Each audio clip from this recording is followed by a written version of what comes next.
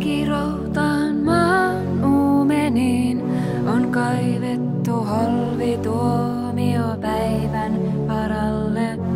Sinne on kätketty miljoonan kasvin siemenet, joista tuhon jälkeen istutetaan uusi paratiisi.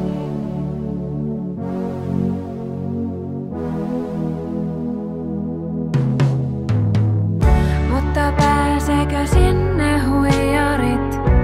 Pääseekö alisuoriutujat, jotka makasi sängyssä kultaiset nuoruusvuodet ja kuvia katseli, jotka ei saaneet valmiiksi edes suunnitelmiaan?